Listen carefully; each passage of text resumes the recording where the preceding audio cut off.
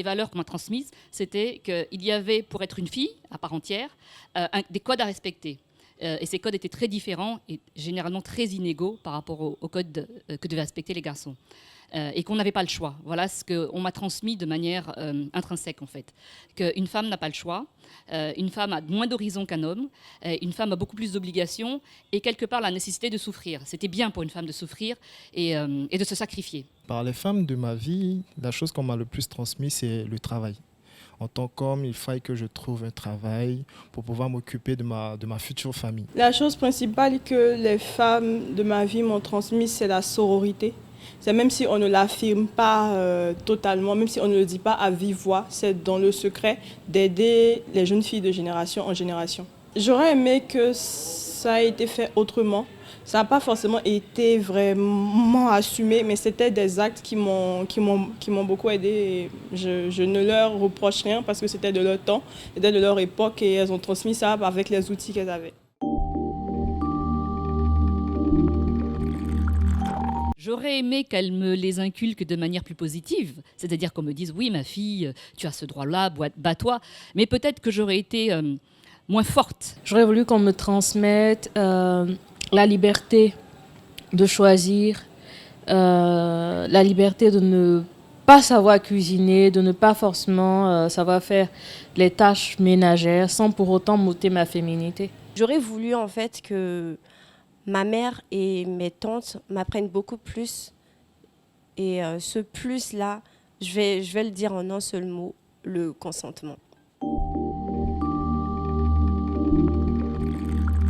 On va dire à Blapoku parce qu'on a grandi avec cette héroïne qui, selon l'histoire, a sacrifié son enfant pour une génération, pour un peuple. Donc on va dire à Blapoku. Eh bien, dans ma construction, il y a un modèle dans ma famille, donc ma tante qui, on va dire, un peu têtue parce qu'en Côte d'Ivoire, quand une femme ne se plie pas aux volontés des hommes et aux traditions, on la traite de têtue. Donc, elle a su, en fait, lever la tête de l'eau, se faire toute seule. Donc, elle, c'est mon premier modèle. Ensuite, il y a une femme que j'admire énormément, Jacqueline Hoble, qui est une femme politique qui est un peu le leader, un leader politique en fait en Côte d'Ivoire ici. Il faut dire qu'il n'y a pas beaucoup de femmes dans la politique et elle a été en fait l'une des pionnières. On a des modèles mais ce n'est pas documenté, elles ne sont pas mises sur le devant de la scène. Du coup, c'est à nous d'aller creuser, de chercher et de les mettre à l'avant. Je ne suis pas ce que je suis aujourd'hui sans la sororité. Enfin, je l'ai vécu à toutes les étapes de ma vie et pour moi c'était quand même assez important d'avoir eu ces femmes-là dans ma vie, d'ailleurs en question de représentation, mais aussi en fait savoir que d'autres femmes ont pu parvenir à faire ce qu'elles voulaient faire de leur vie.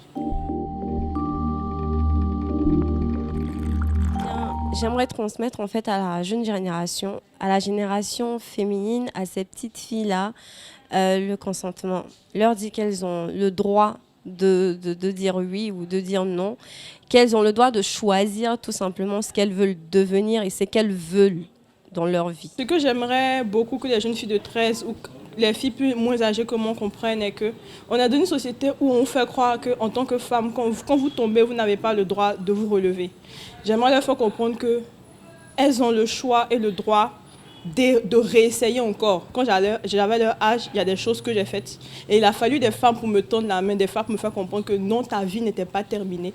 Oui, tu peux encore y aller, tu peux encore recommencer. À l'adolescence, quand on est jeune, c'est normal de faire des choses, c'est normal de faire des erreurs. Mais ne vous mettez jamais en tête que parce que vous êtes des femmes, vous n'avez pas droit à une seconde chance.